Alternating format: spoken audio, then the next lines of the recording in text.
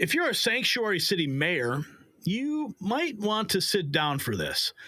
The Trump administration just launched what could be the most aggressive crackdown on illegal immigration we've ever seen. ICE Director Tom Homan, he's on the warpath after critical raid information was leaked, compromising national security. We've got exclusive details about the Department of Justice landmark lawsuit against Chicago and Illinois.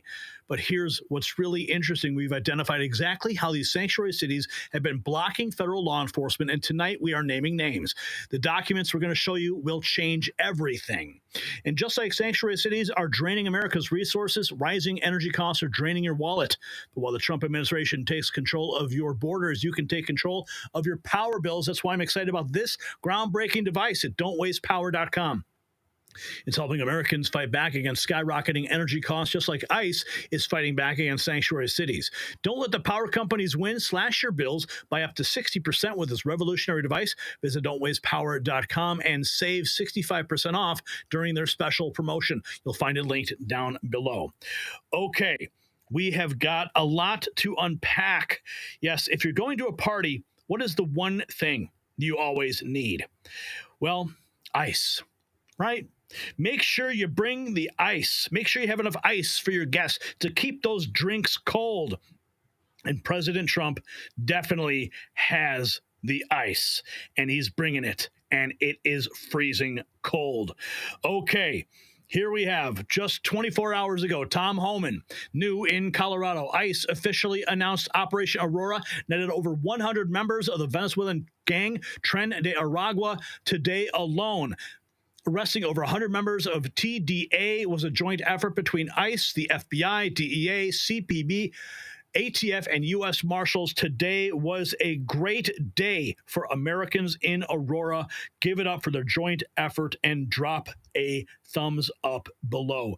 Tom Homan, here's a photograph of one of those instances in Aurora, Colorado. Here we have ICE operating 9 hours ago. This is a report on that. ICE operation in Aurora. This is from Libs of TikTok. Aurora, Colorado, targeting Tren de Aragua members finds apartment complexes empty. Gang members were allegedly tipped off about the raid. Send the gift. Nearly 400 federal agents raided apartment buildings in Aurora, Colorado. Their plan was to arrest more than 100 Tren de Aragua gang members. When the agents showed up, the apartments were empty. Bill Malugin is there in Aurora for us. Bill, did somebody tip off the gang members? Stuart, that's what I certainly believes. This was an enormous federal operation involving hundreds of federal agents from different agencies. Their goal to target about 100 Tren de Aragua gang members living here in this Aurora area. But that goal was derailed potentially because of leaks to the media that this operation was coming. And we were given exclusive access to witness all of it. God bless y'all. Let's take these bad guys off the street. Send the Gitmo. Come home safe, every one of you. You guys, we can roll you up. Border Czar Tom Homan rallying the troops ahead of a massive federal operation in Aurora, Colorado, Wednesday morning. Several hundred federal agents from ICE, HSI, DEA, FBI, ATF, and CBP, all targeting alleged members of the Venezuelan gang Tren de Aragua. Tom, you guys have hundreds of people out here. What's the goal today? The goal today is send a message to TDA that we're going to eradicate them from this country. There's no safe harbor.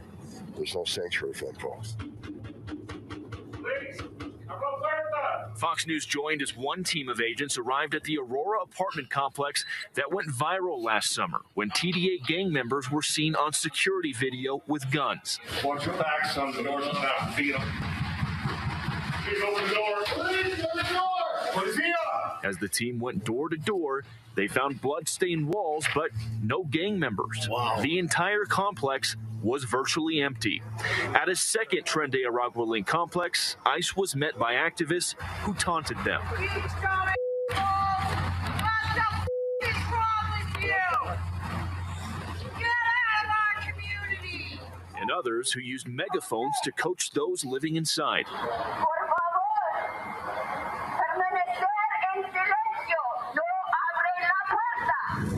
DEA agents used flashbangs inside while serving a warrant. That led to a handful of arrests, but no TDA gang members. A stop at another apartment complex netted no arrests. It seems like they were tipped off. They knew this was coming. So, yeah, I do get the impression that there were some intel leaks here, and I think that probably they did know we were coming, but we're still coming. And just because something leaks now and then it's not going to stop us. This is the police. You have a warrant. Come out with your hands up. Also on their radar, this previously deported Honduran illegal alien with pending local charges for strangulation, kidnapping, and possession of fentanyl. Get the out of my neighborhood! Get out! While activists yelled outside, agents recovered this stolen rifle from inside the man's home. And Stuart, officials tell me yesterday's operation netted only 30 arrests, only one of which was a confirmed Tren de Aragua gang member. It certainly felt like everybody knew this thing was coming, including the targets and the local media. We'll send it back to you. So somebody is tipping off the gang members. We were embedded with ICE as part of a massive federal operation targeting Tren de Aragua, but the op fell far short of its goals, possibly due to leaks to the media. ICE, here's more footage. ICE raiding apartment complexes in Aurora, gang members, the same complexes which the gang took control over. And the governor and media said it's a conspiracy and a figment of our imagination. Look at, they're coming ready to go. Democrats just lost an election. Steve Hilton posting this. They lost an election because they went too far left, yet here they are again pushing their extremist ideology by taking the side of violent criminals against regular Americans. They learned nothing from their defeat. And so it's amazing. The Democrats have just lost an election, and as everyone can see, because they went too far left, all consumed by their ideology instead of focusing on the actual daily needs of regular Americans. And they're doing it all over again. They've learned nothing from their defeat. And so they're fanning the flames of division here. They're sort of conflating what's going on. They're completely denying the reality of what we're seeing from the Trump administration, which is the focus on violent criminals who any normal person would agree shouldn't be here. Instead, they are the ones, the Democrats are running around scaring everyone, saying that they're next. I mean, it's just completely outrageous. You know, it's outrageous, but it's all going to come to an end soon. Attorney General Pam Bondi has ordered the Department of Justice to cut off all federal funding to sanctuary cities. Benny Johnson posting this 24 hours ago, calling it a powerful first move. Yes, all federal funding to sanctuary cities gone. We have this. Wall Street apes 48 hours ago. Protesters against ICE mass deportations in Glendale, Arizona. We're seeing beating and destroying police cars, completely shattering police SUVs, windshields, and causing chaos. These people are in our country illegally and are literally attacking our police, protesting being deported. Look at this craziness that's going on in Glendale, Arizona. Absolute pandemonium.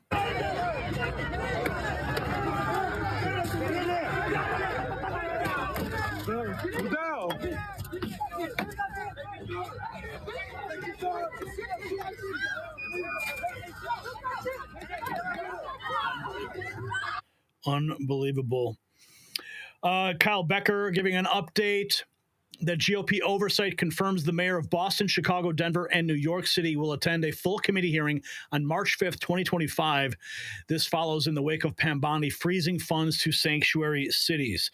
So they are all going to be dragged in front of the committee, GOP oversight, and they will be publicly humiliated, and they should be. James Comer announcing this 24 hours ago. The sanctuary, this is official, the sanctuary cities of mayors of Boston, Chicago, Denver, New York have confirmed their attendance to testify March 5th. He writes, the sanctuary mayors have prioritized criminal illegal aliens over the American people. They owe Americans an explanation for their policies that jeopardize public safety and violate federal immigration law by releasing dangerous criminal illegal aliens back to the streets. These reckless policies in Democrat-run cities and states across our nation have led to many preventable tragedies. We will press these mayors for answers and examine measures to enforce compliance with federal immigration law. James Comer is on the case. Oh boy, and they're all going to get dragged in front of the committee. And it's going to be, oh my goodness, I cannot believe this. Here we have this Illinois Review posting this just 7 hours ago. Let the games begin, I say.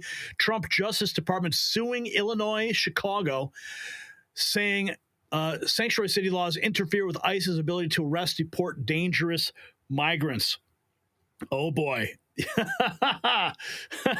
Trump's Justice Department suing Illinois. Oh, and I think we have Steve Bannon. Democrats demanding a second hearing for Patel and the DOJ dropping a suit on Chicago, blocking ICE agents. Let's listen from Bannon's war room for a moment. Dropped a suit on Chicago 224-3121. Make sure your voice is heard. Also, going on offense, the Justice Department just dropped a suit on Chicago about blocking ICE agents from going in and getting bad hombres. Game on. Game on of President Trump versus the deep state. Breaking news. Let's go. Game on indeed. Oh, here we have Stan Lebowski. What a sight. ICE descends on Colorado apartment complex to take out violent migrant gang. Here is Chuck Colesto. Breaking report. Homan reveals he's found out how ICE operation in Colorado got leaked, vows to put them in cuffs. We've already identified how this operation got leaked. Let's listen. He's on Fox News. Tom Homan. Have so many questions. First of all, if they're shouting and helping these people get away with bullhorns, how is that legal to get help from the people in the streets? I know they can protest, but that's not what they're doing. You're exactly right. When they come to they cross the line of impediment, and that's why I'm working very close, starting this morning with Department of Justice, and where do they cross that line of impediment? So they may find themselves in a pair of handcuffs very soon. So working with DOJ on that, get some legal guidance on that. I'm not an attorney. I know what SecOps is about. I know what crossing that line is, but getting DOJ back up on that. So it's something we're looking at right now, Harris. We're not going to tolerate it anymore. This is not a game.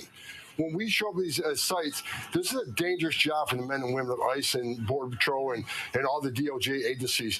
To have that type of interference puts our officers at great risk. Not only the officers, it puts the aliens at great risk because anything can happen when we take our eyes off the goal here. So we're addressing that immediately today. I'm addressing OPSEC today, operational security, how these leaks are happening.